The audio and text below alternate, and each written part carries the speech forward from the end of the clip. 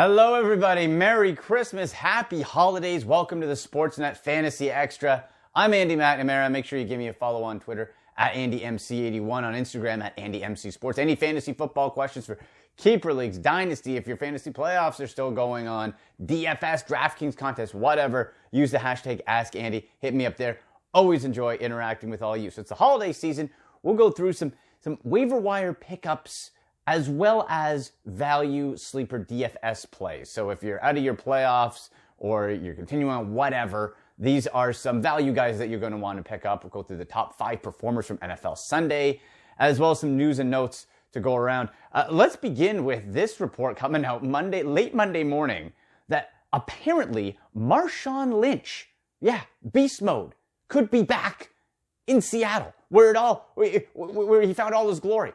Marshawn Lynch reportedly will meet with the Seahawks today to possibly reunite. And this is coming off of Chris Carson and CJ Prosise going down for the season injured. Of course, this previously for Rashad Penny being down. So I'll get to who you should be picking up off of waivers, but you might want to keep track of Marshawn Lynch. That is a very interesting development from a real-life football perspective. Fantasy-wise, I wouldn't get my hopes up necessarily, but who knows? Just some news to keep tracking. Now, when we go to the top 5 fantasy performers, we'll also go to the last Monday night game of the year, of course, right? Packers and Vikings. So some fantasy football implications and plays and players to stay away from. That'll be coming up in just a couple minutes. But the top 5 fantasy performers.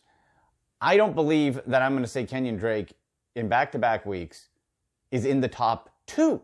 Last week he was number 1. This week he's number 2. And Saquon Barkley finishing strong. Daniel Jones, my gosh, 5 touchdowns. But Saquon Barkley leading the way in fantasy football production. 189 rushing yards, 90 receiving yards, and had a rushing TD for a sick 45.9 fantasy points in PPR formats. Just ripped it off. Talk about finishing strong. And overall, really a disappointing year for Barkley. Probably came back too soon from that injury. He was a first overall pick in a lot of cases. And just when he was in there, he was doing well, but not first overall well, or not second overall fantasy pick-wise. He's going to be just fine going into next year. I wouldn't be concerned about Saquon Barkley. But obviously, hey, you spend your top pick, you expect Christian McCaffrey-like numbers, not the fall-off and low-end RB1 stats that we saw from Saquon. But Barkley, end of the year, showing up. Kenyon Drake, like I said, 4 touchdowns last week. This week, what does the dude do? 166 rushing yards, 2 more touchdowns. Before last week, he had one touchdown all year. And that just goes to show the life that is sapped out of running backs when you're with the Miami Dolphins. But for Kenyon Drake, looks like they're going to try to re-sign him. David Johnson, just an afterthought. That's going to be a fascinating fantasy football storyline. Where does David Johnson go, and can he recapture that lofty status? 2 years ago, dude was a first overall pick, or 2, top 3 tops. And this year expected to rebound, and Kenyon Drake out of nowhere. Speaking of Daniel Jones off the top, Daniel Jones, the number 3 fantasy producer, was just a shade under Drake. 35.28 fantasy points, 352 passing yards, rushed for 12, and like I said, 5 touchdowns. It's not going to be enough to save Pat Shurmur's job, who's a horrendous head coach with the Giants, but the future looks bright for Daniel Jones. Darius Slayton, to note, he has been Daniel Jones' favorite target, but he was on the sideline a lot, nursing an injury. If he's going to play Week 17, you're going to want to pair them up. Otherwise, you go right to Sterling Shepard. Golden Tate almost falling into a 3rd level here without Eli Manning. So that's something to keep an eye on. Number 4, Andy Dalton, the Red Rocket. All right? Like, he's not going to be in Cincinnati next year, I don't think. Now, they might draw the first overall pick. I would think Andy Dalton would want out and not to come back. But, hey, maybe in a mentor role, but I think there's going to be a market for Andy Dalton to go somewhere and start with how thin the quarterback position is. So Andy Dalton, 4 passing touchdowns, 396 through the air, had a couple 2-point conversions as well in the loss to Miami. After that, pair him up, Tyler Boyd, who's listed as questionable going into Week 17, but Tyler Boyd, we were hoping for owners who drafted Boyd as an expected WR1, he had dropped to a 3 or a flex. Again, finishing the year strong. Hopefully, if you had him in your championship, he is the Christmas fantasy gift to you that helped you win your title. 33.8 fantasy points, 2 touchdowns, 9 catches, 128 yards. Devonta Freeman came in after that in the 6th spot. Nice rebound game for Devonta Freeman. Guys to stay away from: the Miami Dolphins backfield. Okay, you're going up against New England. I love what Ryan Fitzpatrick was able to do last week. He exploded. If you had him streaming, did really well for you. But you go up against the New England Patriots. And Patrick Laird, who people were falling in love with, I told people, set your expectations with that Miami offensive line. 2.8 fantasy points in PPR. He's useless in standard. The only semi-option was PPR. The week before, 7.8. He is totally wiped out. You don't want him. Myles Gaskin is banged up. Just stay. It's against New England. Stay away from the Dolphins.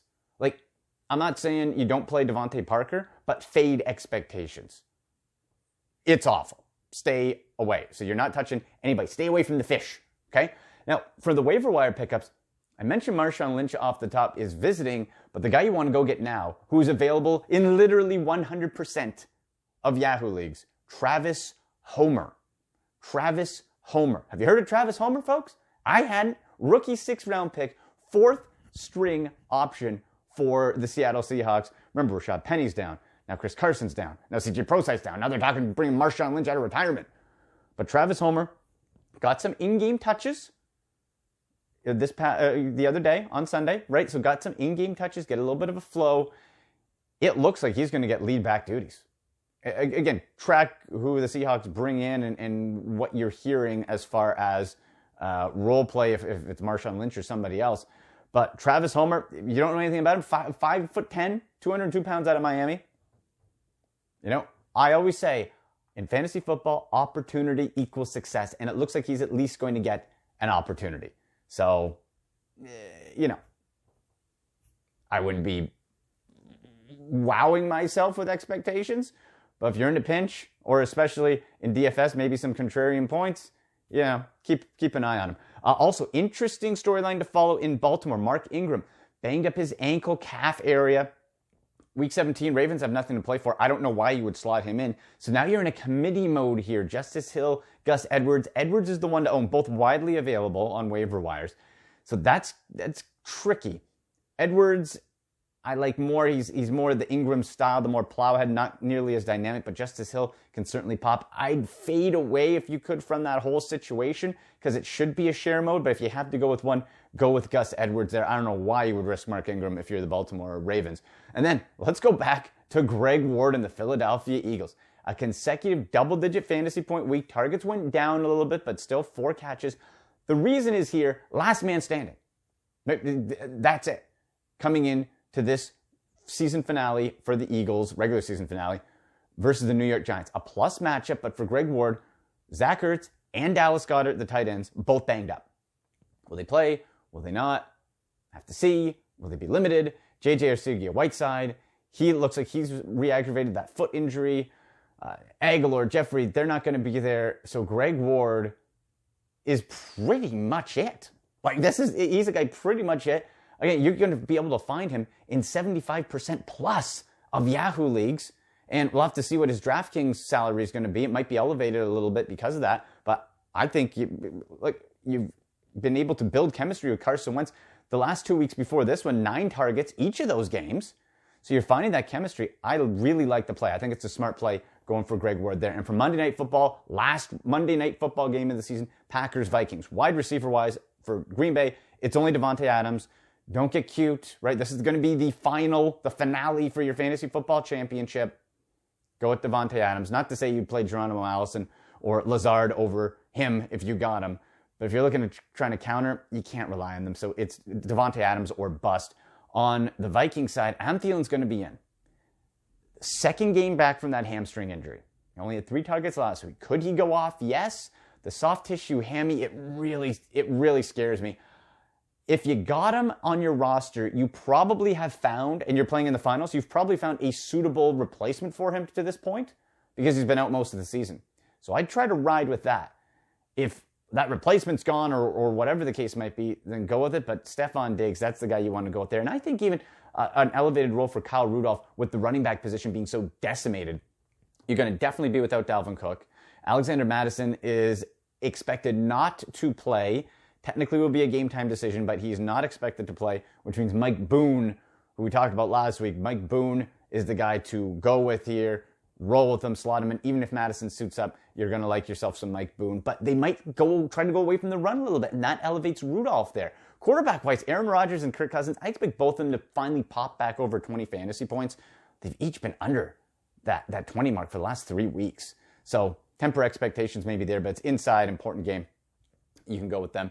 And tight end, you're obviously not touching with the Green Bay Packers. In the backfield for Green Bay, Aaron Jones, you got to be rolling him out every week. Jamal Williams, although he's a bit up and down, I do like him as a bit of a backup, and they've shown in Green Bay that they can work both into the lineup there. So again, any fantasy football questions, hit me up on Twitter at AndyMC81. We'll continue this week on the Fantasy Show every Sunday morning across Canada on Sportsnet Radio.